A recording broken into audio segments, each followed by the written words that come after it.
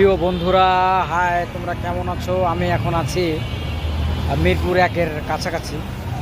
তো এখানে কঠিন আকারে লেবু দিয়ে চা খাচ্ছি, লেবু চা এবং সাথে এর মধ্যে বিট লবণ দিয়েছে। দুর্দান্ত একটা চা। মিরপুর 1-এর বাতাসগুলি বলে এখানে। এই বাতাসগুলির এখানে আমরা মাঝে মধ্যে আড্ডা দিই।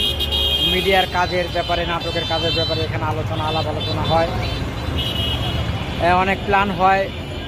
দিন শেষে সবাই চাকরি বাকরি শেষে এসে যখন রেস্ট পায় তখন কিন্তু এখানে আমরা আড্ডা দিই। দেখেন, শহর কখনো ঘুমায় না। এখন বাজে গেছে প্রায় 10টা, তারপরেও শহরের যে ব্যস্ততা সেইটা কিন্তু কোনো অংশে কমে না। আবার এদিকে আমি একটা জিনিস দেখাই, এই দেখা যাবে কিনা, চাঁদ উঠে গেছে। দেখেন পিছনে আমি যেটা দেখাচ্ছি ওই তারের ভিতরে, মাথার ভিতরে, ওটা কিন্তু চাঁদ উঠে গেছে।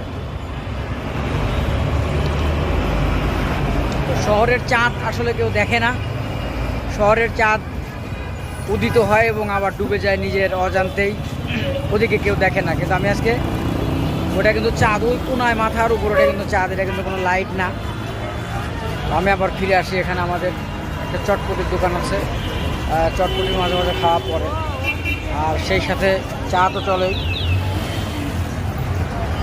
খুবই দুর্দান্ত চাটা, লেবুর ভিতরে বিট লবণ দিয়ে চাটা বানানো, খুবই মারাত্মক হয়েছে চাটা। অনেক আলো ঝলমলে, এখনও কোনো ব্যস্ততা যায়নি, শহরের ব্যস্ততা। চারদিকে যদি আপনাদের ঘোরায় দেখায় তাহলে কিন্তু আপনারা দেখতে পাবেন।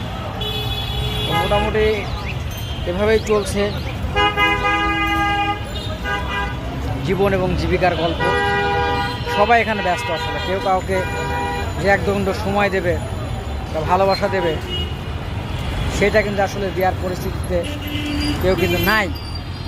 সবাই ব্যস্ত, সবাই যার যার জীবিকা এবং জীবন জীবিকার জন্য কিন্তু এখানে সবাই দৌড়াচ্ছে। তো সবার জন্য শুভকামনা থাকলো। অনেক অনেক ভালো থাকবেন। নতুন কাজ দেখার জন্য অবশ্যই পাশে থাকবেন। ধন্যবাদ সবাইকে।